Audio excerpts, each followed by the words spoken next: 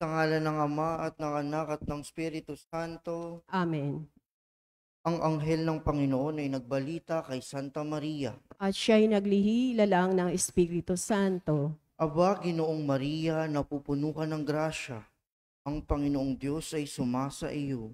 Bukod kang pinagpala sa babaing lahat at pinagpala naman ang iyong anak na si Jesus. Santa Maria, Ina ng Diyos, ipanalangin mo kaming makasalanan, ngayon at kung kami mamamatay. Amen. Narito ang alipin ng Panginoon. Maganap nawa sa akin ayon sa wika mo. Aba, Ginoong Maria, napupuno ka ng grasya. Ang Panginoong Diyos ay sumasa iyo. Bukod kang pinagpala sa babaing lahat at pinagpala naman ang iyong anak na si Jesus. Santa Maria, Ina ng Diyos, ipanalangin mo kaming makasalanan, ngayon at kung kami mamamatay. Amen. At ang salita ay nagkatawang tao. At nakipamuhay sa atin. Aba, Ginoong Maria, napupuno ka ng grasya. Ang Panginoong Diyos ay sumasa iyo. Bukod kang pinagpala sa babaing lahat at pinagpala naman ang iyong anak na si Jesus. Santa Maria, Ina ng Diyos, ipanalangin mo kaming makasalanan, ngayon at kung kami mamamatay. Amen. Ipanalangin mo kami, O Santa na Ina ng Diyos. Nang kami maging dapat makinabang sa mga pangako ni Kristo. Manalangin tayo. Panginoon naming Diyos, kasihan mo nawa ang aming mga kaluluwa sa iyong mahal na grasya at yayamang dahilan sa pamamagitan ng anghel ay nakilala namin ang pagkakatawang tao ni Jesucristong anak mo. Pakundangan sa mahal na pasakit at pagkamatay niya sa krus, papakinabangan mo kami ng kanyang pagkabuhay na magmuli sa kadakilaan sa langit. Sa pamamagitan ni Jesucristong aming Panginoon, Amen. luwalhati sa Ama at sa Anak at sa Espiritu Santo. Kapara noong unang-una, ngayon magpakailanman, magpa sa walang hanggan. Amen. Sa ngalan ng Ama at ng Anak at ng Espiritu Santo. Amen. At ang mamumuno po sa ating banal na pagdiriwang ngayon ay ang ating pong kora paroko, Reverend Father Douglas D. Badong.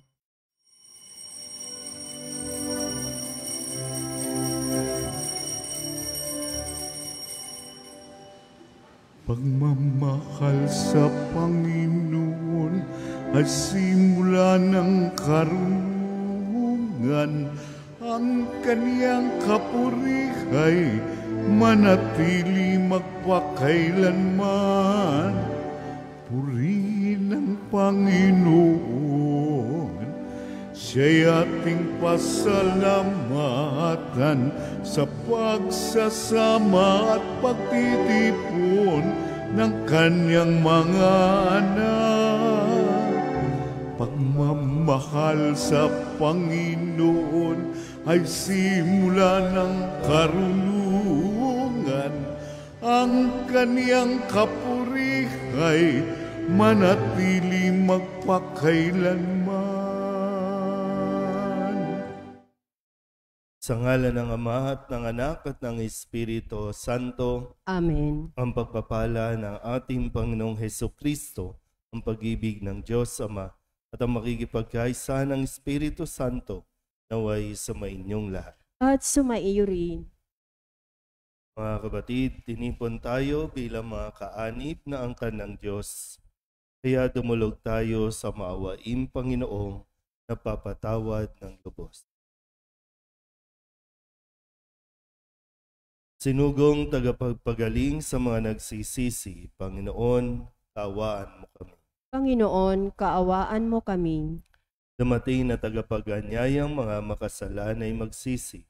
Kristo, kaawaan mo kami. Kristo, kaawaan mo kami. Nakaluklok ka sa kanan ng Diyos Ama para ipamagitan kami. Panginoon, kaawaan mo kami. Panginoon, kaawaan mo kami. Kaawaan tayo na makapangyarihang Diyos, patawarin tayo sa ating mga kasalanan at patnubayan tayo sa buhay walang hanggan. Amen. Manalangin tayo. Ama naming makapangyarihan, para mo ng awang Ilayo sa amin araw-araw ang lahat ng mga sumasalungat sa amin at umahad lang upang ang aming buong katauhan ay magkaroon ng kalayaan para kusang sundin ang iyong kalooban sa pamamagitan ni Jesucristo kasama ng Espiritu Santo magpasawalang hanggan. Amen. Maupo po ang lahat.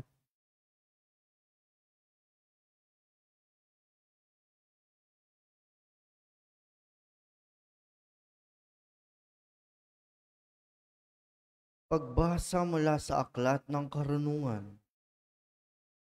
Mga hari, pakinggan niyo ito at unawain. Mga namamahala sa buong daigdig, pag-aralan ninyo ito. Makinig kayo, mga pinuno ng maraming bansa. Kayo na ang pinagmamalaki ay ang dami ng inyong mga nasasakupan.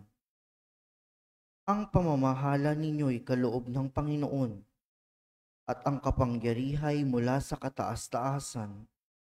Siya ang susuri ng inyong mga gawa at sisiyasat ng inyong mga panukala. Kung sa inyong pagiging tagapamahala ng kanyang kaharian ay hindi kayo magiging tapat, kung hindi ninyo susundin ang kautusan, at kung hindi kayo mamumuhay ayon sa kanyang kalooban, madali siyang paririto at parurusahan kayo ng mabigat na parusa. Walang katulad ang bigat ng parusang inilaan niya sa mga namumuno at makapangyarihan. Ang mga aba ay kahahabagan at patatawarin, ngunit ang mga nasa kapangyarihan ay mahigpit na hahatulan. Ang Panginoon ng lahat ay hindi natatakot kanino man, gaano man sila kadakila. Siya ang may likha sa lahat, sa dakila at sa aba, kaya't pare-pareho lang ang tingin niya sa lahat. Ngunit mas mahigpit ang paghahatol niya sa mga nasa kapangyarihan. Kaya mga hari, sinasabi ko sa inyo ang mga bagay na ito upang matuto kayo at nang hindi kayo magkamali. Ito ay mga banal na bagay at kung gagamitin ninyo sa paraang banal, kayo rin ay magiging banal. Pag natutunan ninyo ang mga aral na ito, maipagtatanggol ninyo ang inyong sarili sa araw ng paghuhukom. Kaya nga, pahalagahan ninyo ang mga aking mga aral. Unawain ninyo ito at kayo'y matututo. Ang salita ng Diyos. Salamat sa Diyos. Salmong tugunan ang ating pong itutugon. Magbangon ka, poong Diyos, upang tanan ay masakop. Tayo pong lahat. Magbangon ka, poong Diyos, upang tanan ay masakop. Bigyan ninyong katarungan ang mahina at ulila, at huwag ninyong apiihin ang mahirap at may dusa. Ang marapat na tulungay, ang mahina at mahirap. Sa kamay ng masasama, sila'y dapat na iligtas. Tugon. Magbangon ka, poong Diyos, upang tanan ay masakop. Ang sabi ko, kayo'y Diyos, anak ng kataas-taasan. Ngunit tulad nilang tao, lahat kayo'y mamamatay. Katulad din ng prinsipe, papanaw ang inyong buhay. Tugon. Magbangon ka, poong Diyos, upang tanan ay masakop. Tumayo po ang lahat.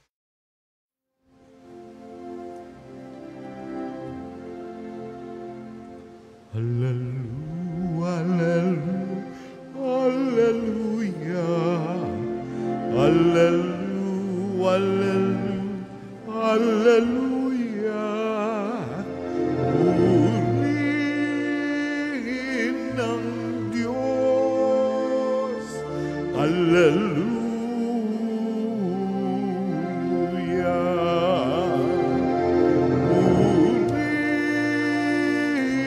Ng Diyos,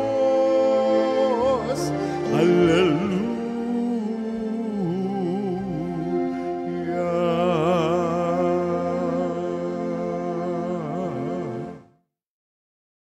Sumainyo ang Panginoon. At sumaiyo rin. Ang mabuting balita ng Panginoon ayon kay San Lucas. Papuri sa iyo, Panginoon. Sa paglalakbay ni Jesus patungong Jerusalem, nagdaan siya sa hangganan ng Samaria at Galilea. Nang papasok na siya sa isang nayon, siya'y sinalubong ng 10 ketongin. Tumigil sila sa malayo-layo at umiyaw ng, "Jesus, Panginoon, mahabag po kayo sa amin." Na makita sila ay sinabi niya, "Mayo kayo at pakita sa mga saserdote." At samantalang sila'y naglalakad, gumaling sila. Nang mapuna ng isa na siya'y magaling na, nagbalik siyang sumisigaw ng pagpupuri sa Diyos. Nagpatira pa siya sa paanan ni Jesus at nagpasalamat. Ang taong ito'y Samaritano. Hindi ba 10 ang gumaling? Tanong ni Jesus. Nasaan ang 9? Wala bang nagbalik at nagpuri sa Diyos, kundi ang dayuhang ito?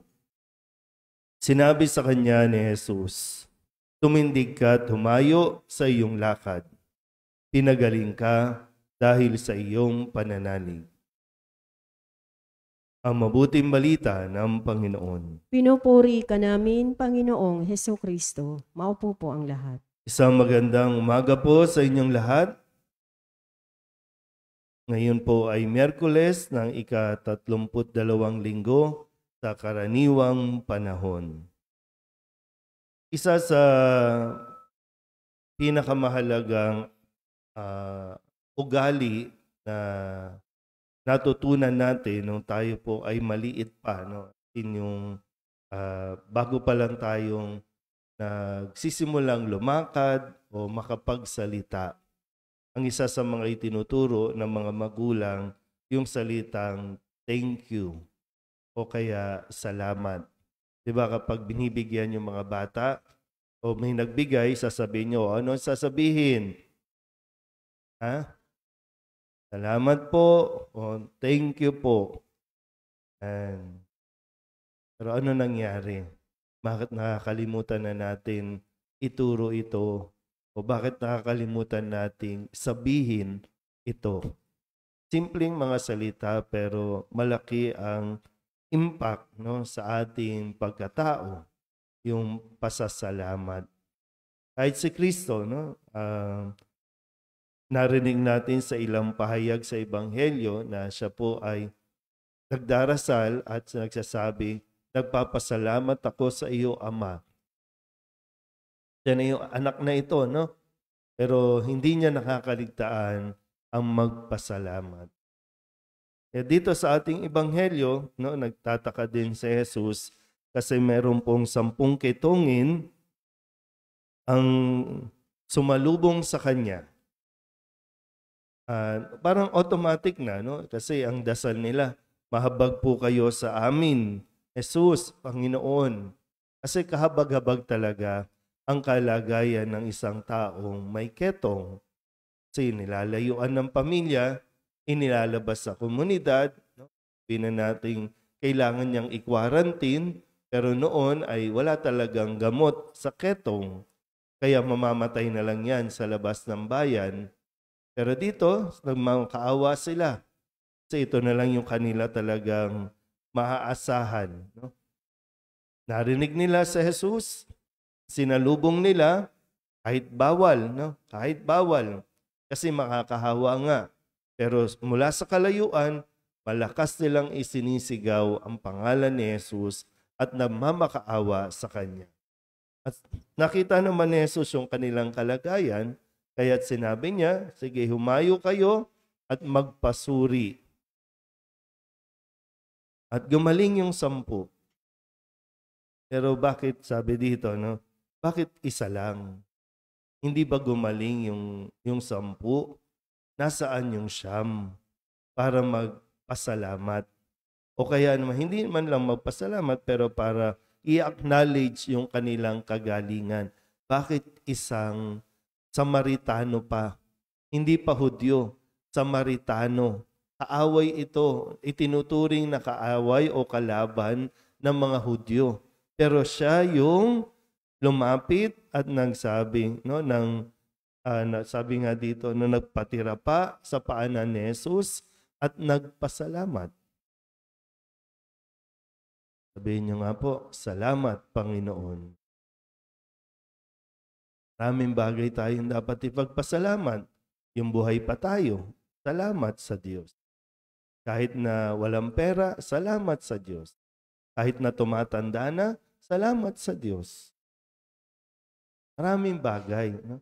Kaya lang nakakalimutan natin tingnan yung mga bagay na po pwedeng ipagpasalamat at nakatuon tayo dun sa mga bagay na po pwedeng ireklamo sa Diyos.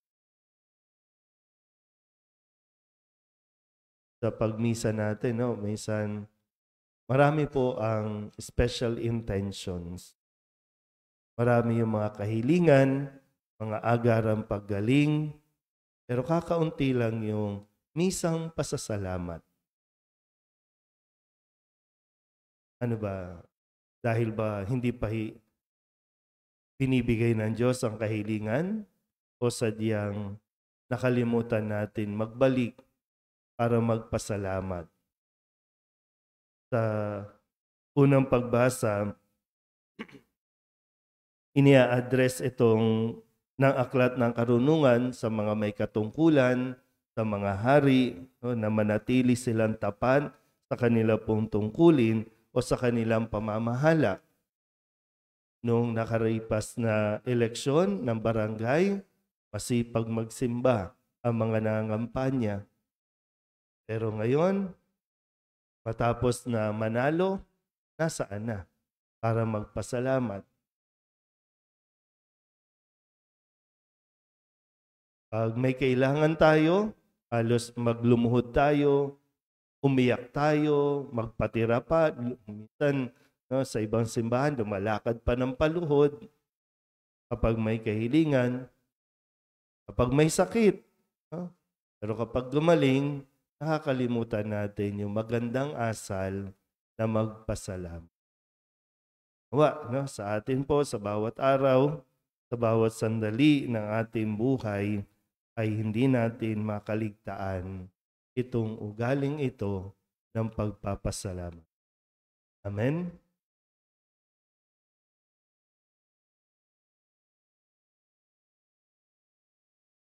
Labis na mapagbigay ng biyaya, kagalingan at kapatawaran ng Panginoon. Subalit ipinagwawalang bahala natin ang mga ito. Nakakalimutan natin siyang pasalamatan. Dalhin natin ang ating mga panalangin sa Kanya sa diwa ng pasasalamat. Ang ating itutugon, Panginoon, dinggin mo ang aming panalangin. Panginoon, dinggin mo ang aming panalangin.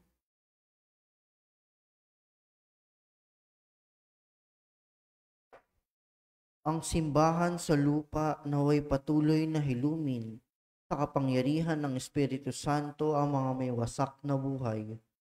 Manalangin tayo sa Panginoon. Panginoon, dinggin mo ang aming panalangin. Atin nawang purihin at pasalamatan ng Diyos sa mga biyaya ng buhay, pananampalataya, kalusugan, kaligayahan, at alab ng pagmamahala ng pamilya, kaibigan, at komunidad. Manalangin tayo sa Panginoon. Panginoon, dinggin mo ang aming panalangin. Tayo naway laging magpasalamat sa lahat ng aspeto ng ating buhay para sa pag-ibig na ibinuhos sa atin ng Diyos noong angkin niya tayo bilang kanyang mga anak. Manalangin tayo sa Panginoon. Panginoon, dinggin mo ang aming panalangin. Ang mga may sakit at mga nabibigatan sa buhay, naway makita ang katangi-tanging pag-ibig at kalinga ng Diyos sa pamamagitan ng pagmamalasakit ng kanilang mga kapamilya. Manalangin tayo sa Panginoon. Panginoon, dinggin mo ang aming panalangin. Ang mga yumao naway mapabilang sa mga banal sa pagsamba sa Diyos sa langit. Manalangin tayo sa Panginoon. Panginoon, dinggin mo ang aming panalangin. Idulog din natin sa Panginoon ang ating mga personal na kahilingan at mga panalangin para sa ating mga pamilya. Kasama din ang mga kahilingan ng mga nanonood sa online. Lahat ng mga misang pasasalamat, special na intensyon, mga agarang paggaling ng mga may sakit at ang lahat ng mga kaluluwa na inihiling na ipagdasal sa misang ito.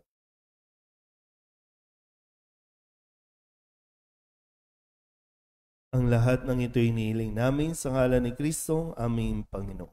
Amen. Maupo po ang lahat.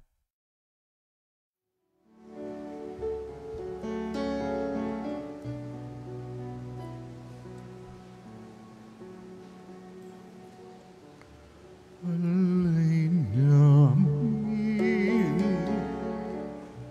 aming buhay, bawat galak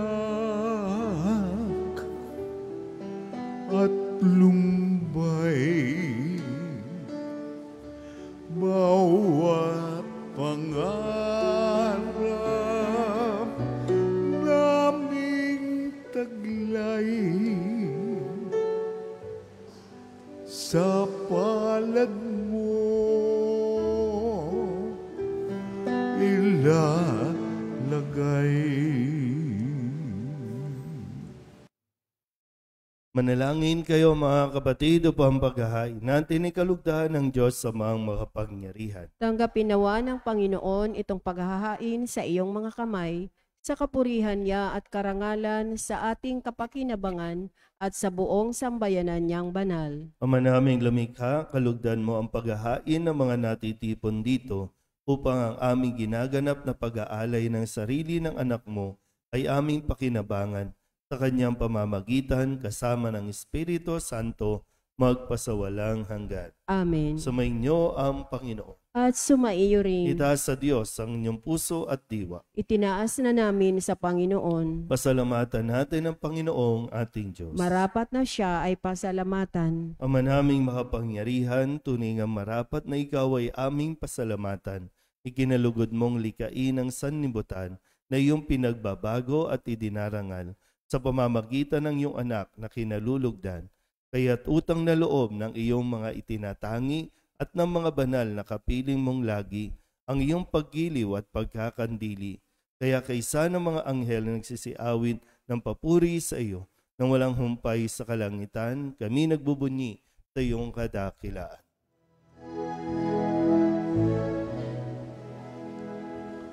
Santo, Santo, Santo, Panginoong Diyos na makapangyarihan, napupuno ang langit at lupa ng kalwalhatian mo.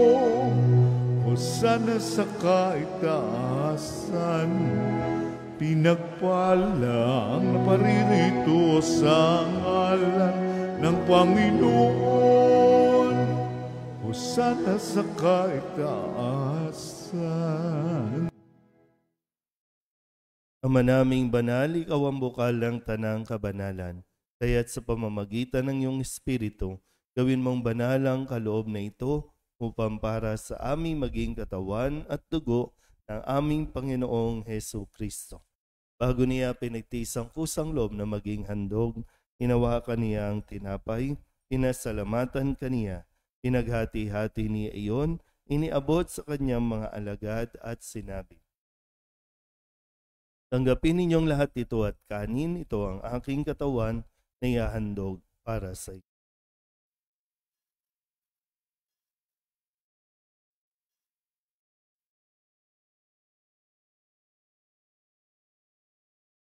Hindi naman nung matapos ang hapunan, hinawakan niya ang kalis, muli kaniyang pinasalamatan.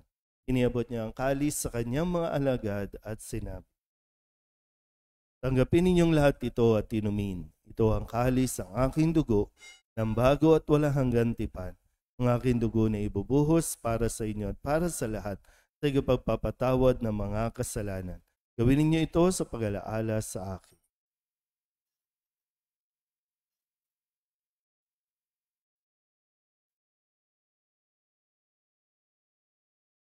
Ipagbunyi natin ang misteryo ng pananampalataya. Si Kristo'y namatay, si Kristo'y nabuhay, si Kristo'y babalik sa wakas ng panahon. Ama, ginagawa namin ngayon ang pag-alaala sa pagkamatay at muling pagkabuhay ng iyong anak Kaya iniaalay namin sa iyo ang tinapay na nagbibigay buhay at ang kalis na nagkakaloob ng kaligtasan.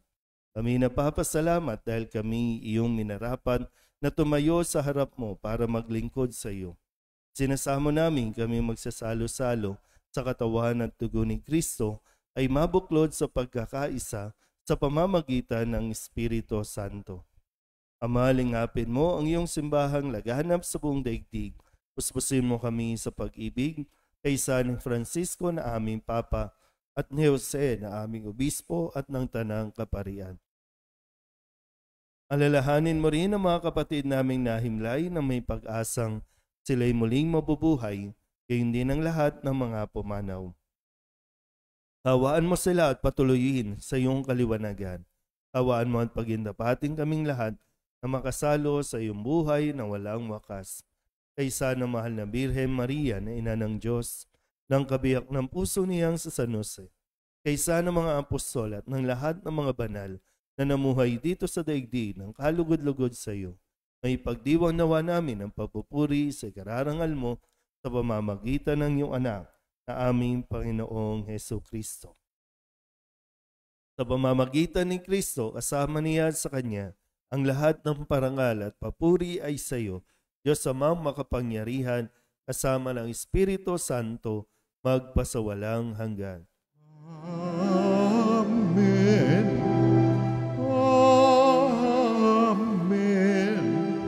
Amen. Amen.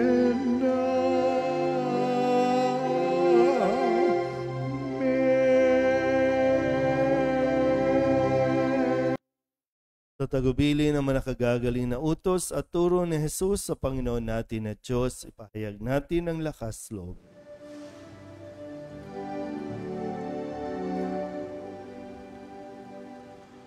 Ama namin, sumasalangit ka, sambahin ang ngalan mo, mapasa amin ang kaharian mo, sundin ang loob mo dito sa lupa para ng sa langit. Bigyan mo kami ngayon ng aming kakanin sa araw-araw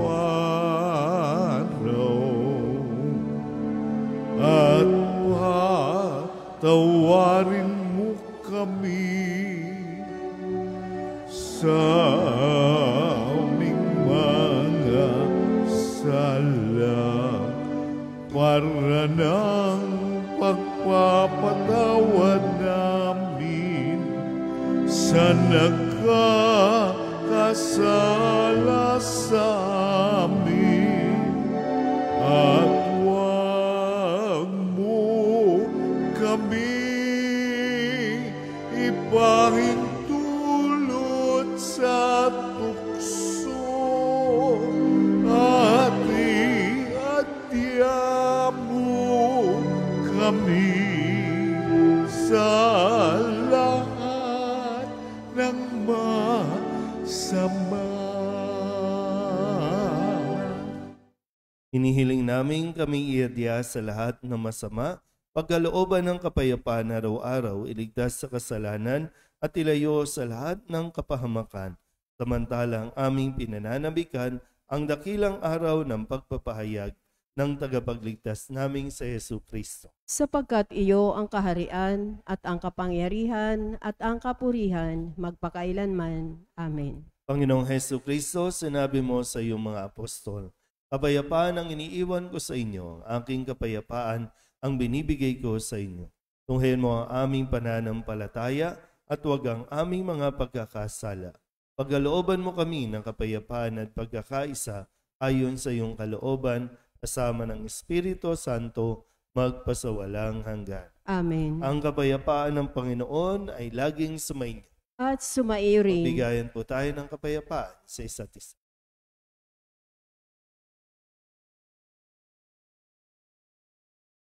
Kordero ng Diyos na nag-aalis ng mga kasalanan ng sanlibutan, maawa ka sa amin. Kordero ng Diyos na nag-aalis ng mga kasalanan ng sanlibutan, maawa ka sa amin. Kordero ng Diyos na nag-aalis ng mga kasalanan ng sanlibutan, ipagkaloob mo sa amin ang kapayapaan. Lumuhod po ang lahat.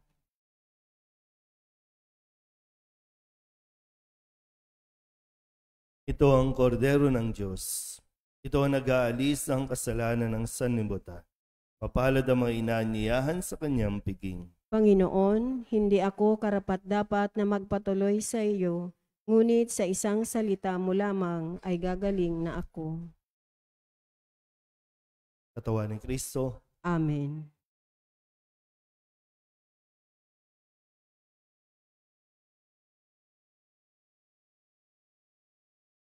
Di ba, Jesus ko, ikaw ang buhay ng kaluluwa at katawan. Walang katulad na kaligayahan ang sa puso'y nararamdaman.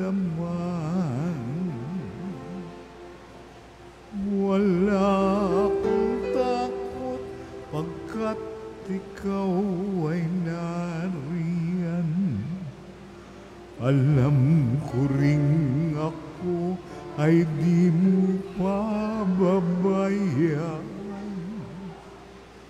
Mayroon pa ba kaya kung dapat pangambahan maliban sa aking mga pagkukulang?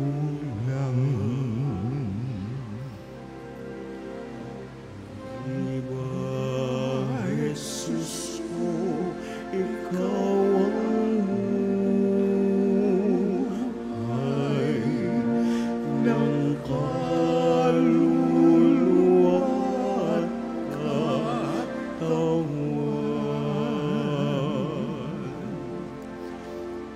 Walang katulad na kaligayahan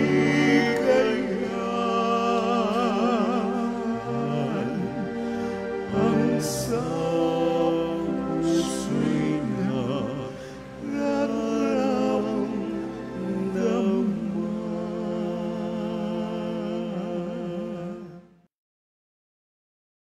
Manalangin tayo.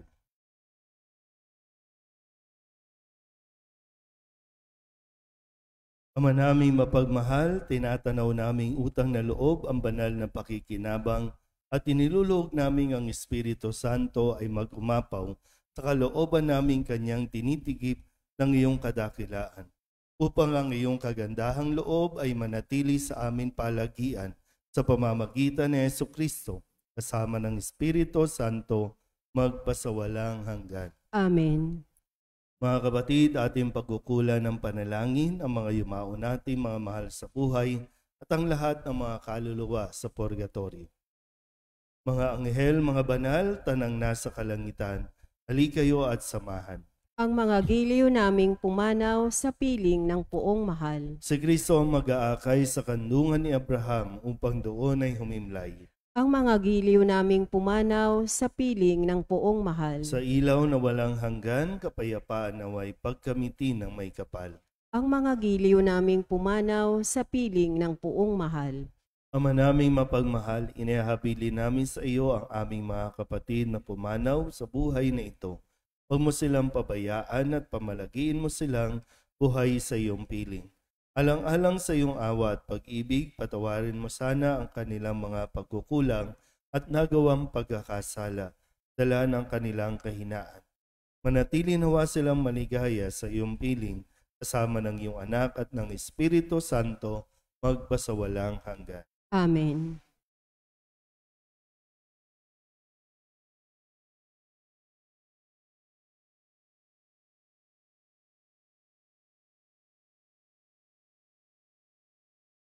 Kapayapaan kailanman ang igawad ng may kapal sa mga yumaong ating mahal.